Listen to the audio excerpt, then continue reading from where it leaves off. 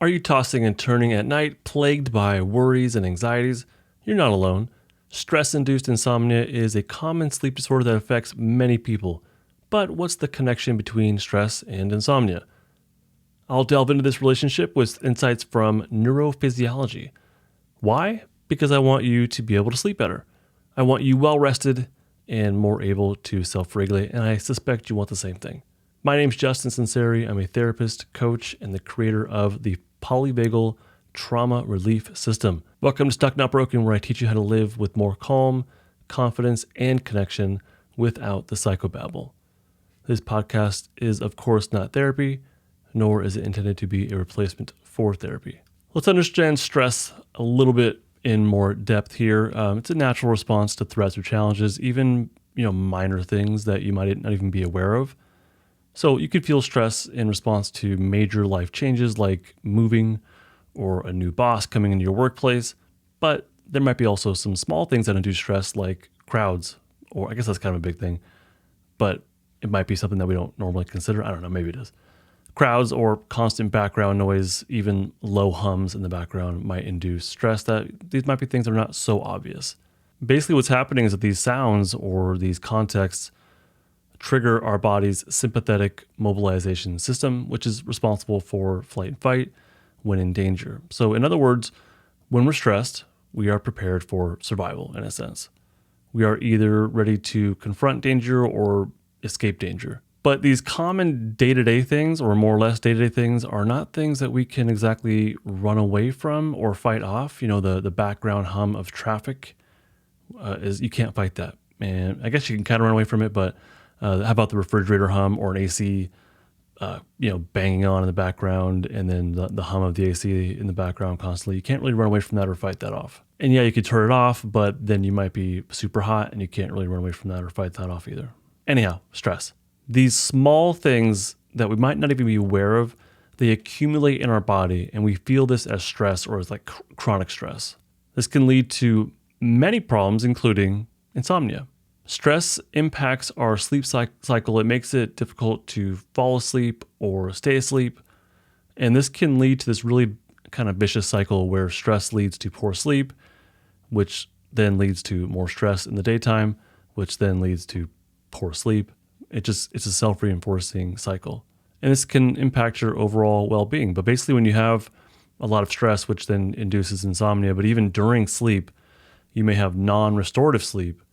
You won't have, refreshing sleep. And this can lead to, again, more stress or feeling tired and groggy the next day.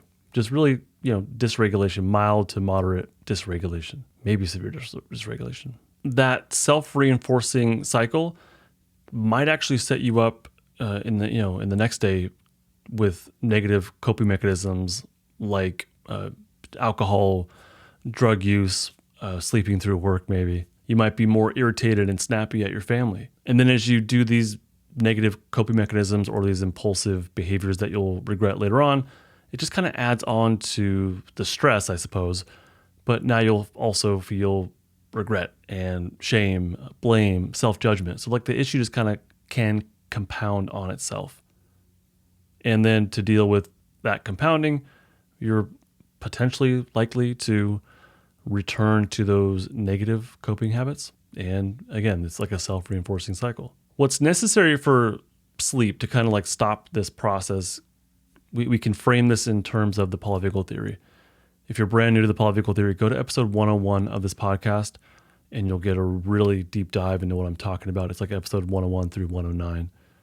This is something I use with my therapy clients and with my coaching clients in my polyvagal trauma relief system. This is at the core of it and of this podcast as well.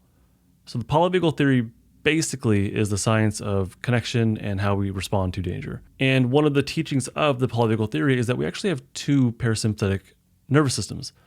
One of those is responsible, one of those biological pathways is responsible for safety or for social engagement while we're safe. It's called the social engagement system. And the other one is responsible for immobilization when our life is under threat. So when the body perceives or detects that death is imminent, then immobilization may be the response. And of course, we have the sympathetic system, which is responsible for flight fight, or basically for mobilization. But when we remain in flight fight for too long, that results in stress. Like I said before, the body's prepared for danger. So if one is stressed, they're not exiting their mobilization state, their flight fight state. They cannot, or are not yet, accessing their body's natural states of safety and immobilization. So both of those parasympathetic states. In order to fall asleep, we have to be immobile. You're not going to fall asleep while you're running, right? So you have to be immobile, laying down, maybe sitting, and you have to be safe. You have to feel safe in your body. So both of those parasympathetic states have to be active, safety and immobility, and that results in a mixed state called stillness. So to fall asleep, one has to be able to immobilize and feel safe. In stress, you're not feeling safe. The body's prepared for danger. Stress can really impact your body's systems, not just like one system, like your autonomic nervous system, but multiple systems. It has a negative impact on your overall health, not just your mental health, but also your physical health as well. Some evidence of this is the Adverse Childhood Experiences Survey. This was from, I believe, the 90s, where they interviewed or surveyed thousands and thousands of people, and they found that early childhood adverse experiences led to negative health impacts later on in life, including mental, behavioral, and physical. And the study also found that the more adverse childhood experiences that there were, the greater number and or severity of these symptoms there were. The idea here is that the adverse childhood experiences added stress to the body. And yeah, sometimes, or they were flat out traumatic, I suppose, but we're focusing more on the stress, the constant state of flight fight. It can affect our cardiovascular system, leading to high blood pressure and other heart-related issues. It can impact our digestive system. It exacerbates stomach aches, ulcers, and other digestive problems. It can affect our immune system. It can weaken the immune system, making you more susceptible to infections. It can affect the musculoskeletal system, which can lead to muscle contractions and restricted blood flow. And it can impact our nervous system, leading to anxiety, depression, and other mental health issues. So stress is a big deal, and sleep, as part of breaking this stress insomnia cycle, is a big deal. And in order to break the cycle, immobilization, while safe, is really important, that mixed state of stillness. I actually just contributed to an article from Sleepopolis. I'll put a link in the description. I wrote this as part of the Polyvagal Institute's board of editors, and it's a pretty fun one. It's about this thing on TikTok called vagal nerve icing. The idea here is that someone claims they are stimulating their vagal nerve, and what they do is put a frozen pea bag on their chest to help them fall asleep. So to get to sleep, you might be doing stuff like that, stuff you find on TikTok, and just sort of crossing your fingers and hoping for the best. And if it helps, awesome. I'm super happy for you. But instead of relying on frozen pea bags, I do think there's a better option here that is more sustainable rather than frozen pea bags night after night. But I don't want you to wait for insomnia to be a problem night after night. You kind of have to practice this ahead of time, and that is being in your polyvagal state of safety, the state of connection, whether it's with somebody else or with yourself or just your environment and using your senses. Practice being in your safety state. Practice feeling safety during the day when you're with your pets, when you're out walking, when you're cooking dinner. Mindfully use your senses.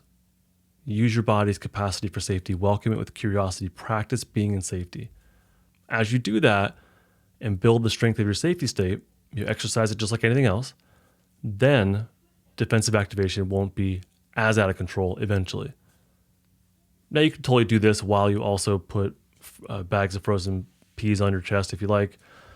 By the way, actually talk to your doctor about that, because I don't know, you might have some issue that precludes frozen stuff being placed on your chest. I don't know. That's between you and your doctor. I am not recommending that. But what I'm saying is, if you want to do these vagal hack things that you find randomly, go ahead.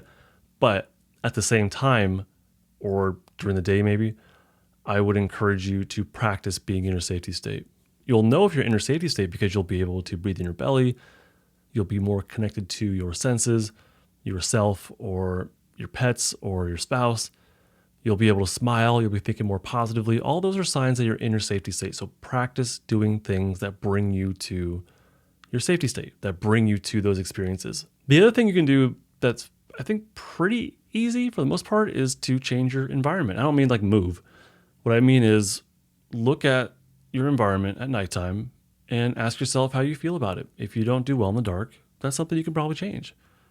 If you do well with dark, but like a little bit of light, that might be something you can change. If you do well with having a sound machine on, or if you do well with complete silence, or if you do well with sleeping under the covers, those are things that you can change to make an impact pretty quickly. Basically here, what you're doing is setting up the environment so that it provides you with passive cues of safety.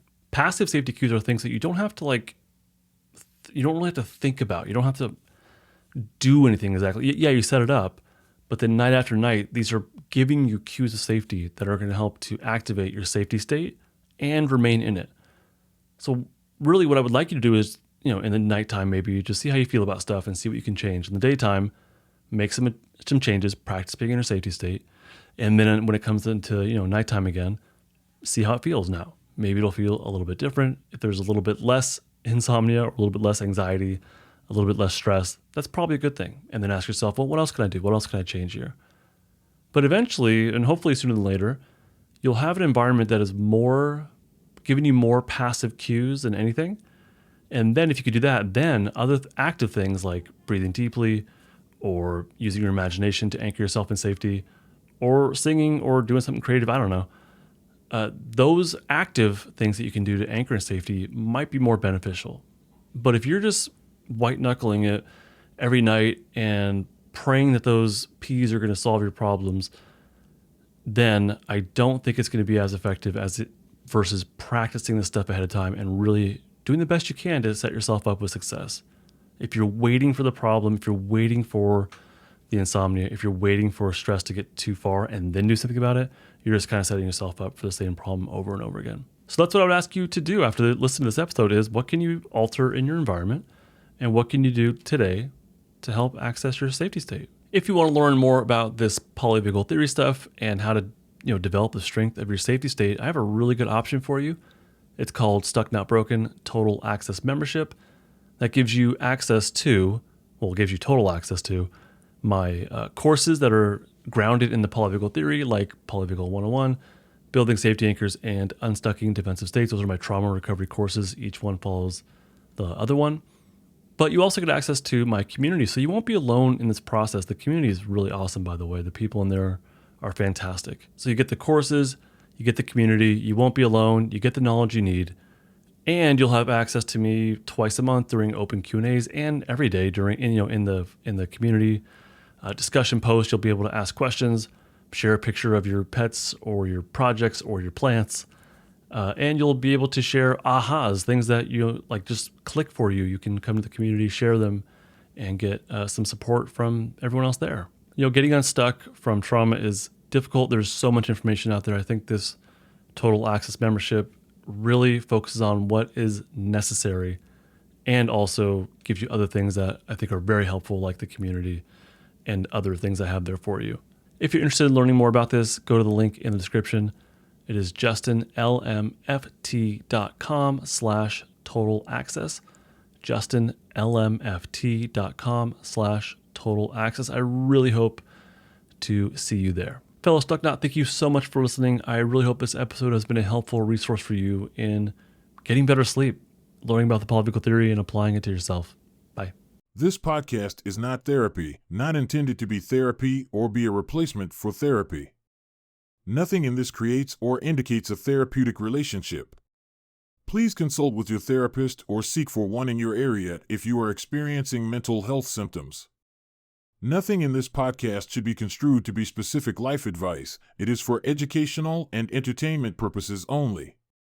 More resources are available in the description of this episode and in the footer of justinlmft.com.